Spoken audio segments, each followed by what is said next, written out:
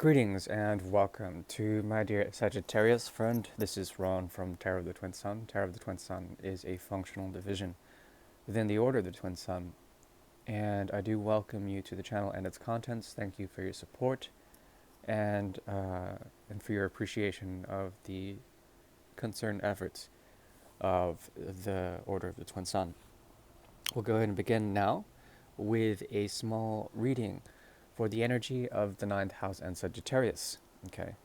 Now the mystery of this, when it comes to the Yod formation or the finger of God, there's an interesting pointing to the third house and the surrounding houses. So the lesson, when it comes to the seventh, when it comes to the other, okay, of Sagittarius, is to operate with others in order to understand how their realities, okay, are in some way, shape, or form their home, their sense of emotional or their sense of identity.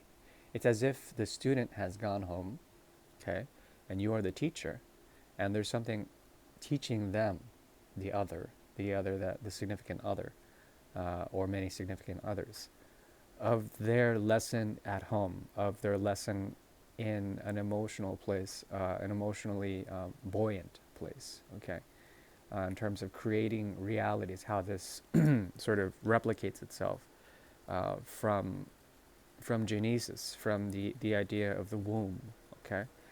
So it's an interesting complex, considering it involves the Great Mother, but also Jupiter is the Great Father in the ninth house. But it points to the Great Mother, the moon's energy, as well as Venus's relation to the moon, as the primary sort of tutelary archetypes of the signification of the Yod formation, the finger of God. But all that aside, we'll go ahead and look into a bit of the karma for what's going on in the month of February 2022 for Sagittarius, and then we'll jump into the Great Mirror. Thank you for liking and subscribing, and for you returners and watchers, I do thank you for your continued support of the energetic resonances of this channel.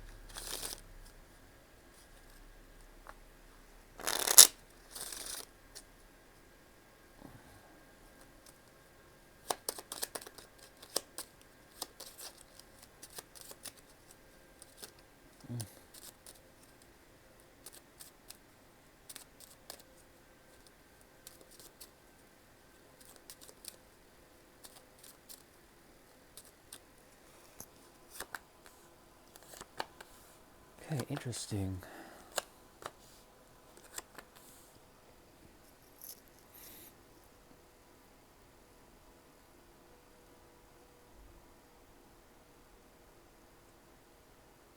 Through this connection, we're already jumping into the connection, there's something about it that allows you to have a sense of joy, a sense of friendship, but also there is a way of escape that surrounds the energy of Sagittarius. Something about what you do when it comes to bringing forward or mastering a craft, your skill set. Something about also an activation of Mercury, very strong here. Okay. Now, astrologically, with Mercury going direct, there's a great deal of understanding realities, harsh realities, and also these are easy in nature. There's something also very lifted about the mind and the capacity of thought for Sagittarius at the moment. Okay, be careful, because with all the main modality essentially with Sagittarius and the pillar of the axis and pillar of Gemini and Sagittarius, there is a strong, interesting freedom that emerges from nodal shifts, the nodal shift of Rahu and Ketu at the North Node and South Node. What I'm seeing here is essentially realities being brought about that are unsettling, and then these sort of being influenced or influencing your mind. And the mind has a tendency to wander, at least for Sagittarius at this time and place. Um, it says here, at least when it comes to Sagittarius and the axis, to listen to an intuition that has been set aside. There's something about here about the mind creating veils, and also you're actually enjoying this. There's something about dreaming that is very strong here, that has to do with dreaming up and droning up new ways of resonant realities, things that would bring forward a realm of experience that would help you to understand, excuse me, why there may have been unsettling disputes when it comes to the intuition, the gut feelings of certain thoughts. Okay, how these thoughts may have caused in a way of fear, or perhaps there's a fear of them to be essentially coming to an end. Perhaps you don't want these thoughts to end. There's something about the escapist projections of the thought that really peak Sagittarian influence, okay, as well as interest. And I think that's very good. Generally speaking, there is a lot of thought, and if this is resonant for you, there is a need to silence the mind and to come into uh, very intuitive ways of bringing forward, intellectualized, intuitive ways of bringing forward your reality. Okay.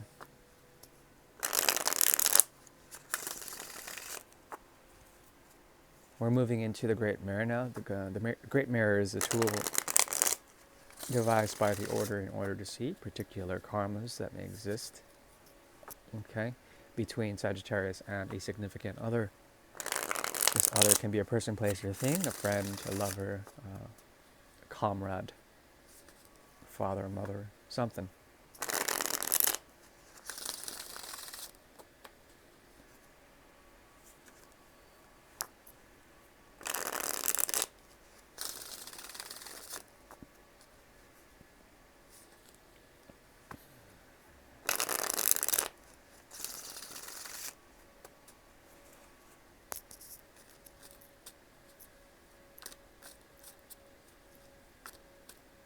Okay, here we go.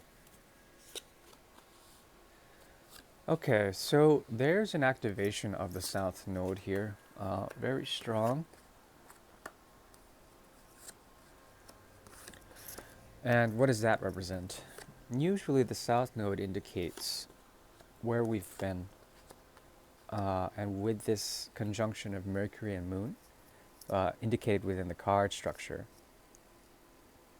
there is something coming to mind, a very strong clarity that is infused once again with intuitive resonances. Okay, this has to do with the new moon, as well as the South Node and Mercury. Something about direct motion that has to do with where you feel comfortable, where you feel spiritually resonant. Okay, this talks about also being very grounded in a way. Lots of energy of grounding with the Page of Pentacles showing up earlier. In effect, I see most of it coming from the mutability of Virgo energy. Sixth house, okay? So good health surrounds Sagittarius, that's a good thing. There also is the sort of understanding that this is a normal thing when it comes to becoming a naturalist or an elementalist of some sort. There's a great magical inclination for you to hear messages from the universe, from nature. Okay, so it's important to find an effective way to nurture that part of yourself. And perhaps this is how you're perceived by another, someone whom essentially they are not particular when it comes to living up this element of nurturing that you are. There's a difference between you two. There also is a possibility of, let's see here, agent domestique, veuvage, maladie, de maçon, la pensant. and indecision. So there is a pensive quality when it comes to this type of connection. Okay, it's very intense. There's a strong emotional capacity of the connection. The seven of cups usually indicates a very strong Scorpio, Plutonic, and Venusian energy. Okay, so transformative love, very intense connection here, and usually it can be quite frustrating to those concerned. This person does not want to contribute to that. There already is enough of that. And they are very much in a place of stillness, but also in a way stagnation. There's something about them that needs to self-nurture, okay? And perhaps they pull from this type of connection in order to find a sense of peace and equilibrium for all those concerned. There's also, yes, it's very fond, this connection. There is a need to, in a way, to fertilize what is here. There's a need for grounding, most definitely. And perhaps you provide that for them, a sense of this for them. If they were to add to this intensity, it would create a very unstable Eight of Cups energy. Okay, it's very interesting. Let's see here. There's a promise that you have that has to do with the inclinations of Venus in its most primitive form, in the Taurian sense. There is a sensibility that comes about it, sensualness that you offer to this type of connection, that you invest into this type of connection, that would move you from the 9 to the 10 of Pentacles. Okay, so that Page of Pentacles is very strong in this reading, in that it influences a sense of general good, okay, for all those concerned. And this is where you're coming from, essentially. There's a sense of goodness in it, and I think this is a very endearing connection. This could even be to a mother figure, or someone who is absent in their ability to nurture the connection. Okay. Ultimately, what I see here is Saturn's inability to deliver. Okay, and Venus's promise to do so. The thing is that Venus and Saturn, they go along very well in terms of the gift that Saturn eventually brings. You know, the birth of Venus. Okay. Because I see a lot of Taurus energy coming from your end. Okay, and that has to do with practicalities. Okay, realities, bringing in this sense of wholeness when it comes to the Ten of Pentacles. But there is a division between Sun and Moon here, making it so that this new Moon energy is ever prevalent within the connection, at least for the time being, bringing forward a division between ego and selflessness. Okay. Also, the mystery comes from your end. There's something very karmic about where you're coming from and how far you're reaching into past incarnations, or the past living of this type of connection. Okay. But you have the same interesting dynamism here when it comes to you listening to another and Gemini's energy. Okay. It moves from the third to the seventh house. Okay, what does this do? This moves from mutability into cardinal action. There's something very active when it comes to you and the fundamental nexus of this situation, meaning that you can be of a higher mind when it comes to this. Not only that, you are invested to a higher order of things, and you're invested into bringing forward fruitful, meaningful connections that would lead to something practical. Okay. The question is whether to take the leap of faith or not. I think you have all the verve within you to make it happen if you wanted to. The thing is that you are very cautious when it comes to this, and there's a practical sort of subtlety about you that wants to bring forward practical realities, but you have to take the leap of faith in order to get there. especially the leap of faith into something mysterious, into something that is secret or hidden. This person is keeping a lot in terms of their own resources, their own capacities for love. Okay. At the same time, there is a rite of passage in it all, and I think that both of you meet each other halfway when it comes to trying to find faith within the connection. Okay.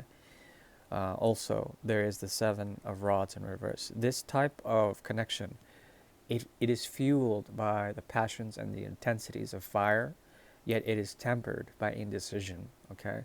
Or it is tempered by losing oneself through the other and letting the other make the choice, okay, as an obstacle. And perhaps there's something about you that needs to make peace either with yourself or with others in general in order to find a way out of stagnation between both of you, okay? Yet there still is a great mystery, something that is unsaid that this person needs to say.